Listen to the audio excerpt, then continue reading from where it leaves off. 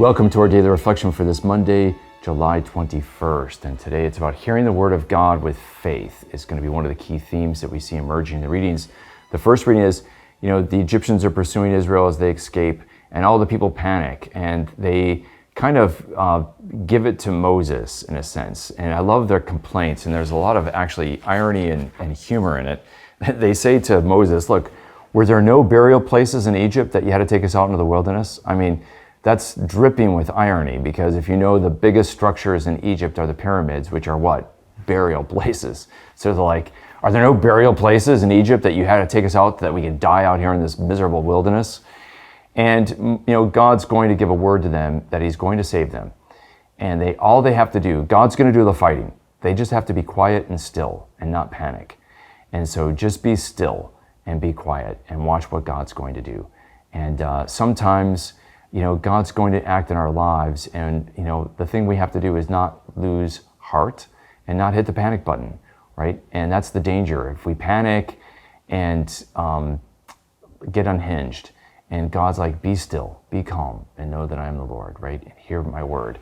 And then today in the gospel, we have something almost a bit similar. We have somebody panicking. They're hitting the panic button and they're reacting, and that's the Pharisees and the leaders at what Jesus is doing.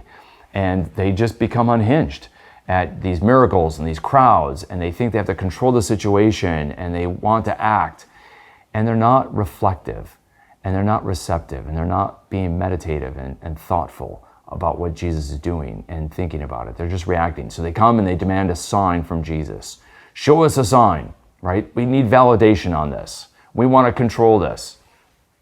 And Jesus says, only an unfaithful and faithless generation seeks a sign, right? And now I want us to think more deeply about what Jesus is challenging here about signs and faith, because he gives a clue of what he means. And oftentimes I think we miss this clue, and it's really profound. He gives an example of two different characters on how they approach things differently than the scribes and the Pharisees of Jesus' day. And he gives first the people of Nineveh, and then he gives the queen of the south. Now the people of Nineveh, what did they do? They listened to the preaching of Jonah, and then they believed. And what's the clue here? You wouldn't be seeking signs if you listened to my preaching, Jesus is saying, right? Because Jesus' preaching has within it the wisdom of God that would be the sign that they would need to point them towards faith, right? But they're not listening to Jesus' word. And that's the tragedy. And that's why they ask for these exterior signs, because they're not listening to the word of Jesus. They're not listening to the preaching of Jesus. And then the queen of the south, she comes to listen to the wisdom of Solomon. And she hears that wisdom, recognizes it for what it is, and, gives it praise and gifts.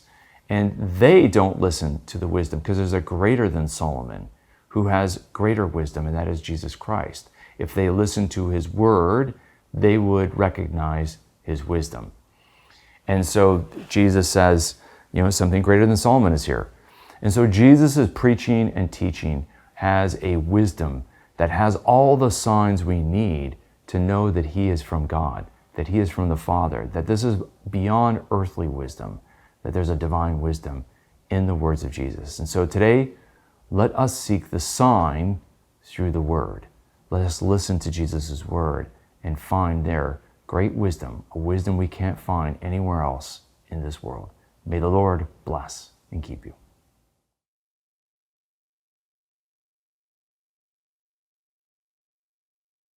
This daily reflection is brought to you thanks to the generous support of the Mission Circle. Join the Mission Circle to help Catholics worldwide understand, live, and share their faith. Sign up at missioncircle.org today.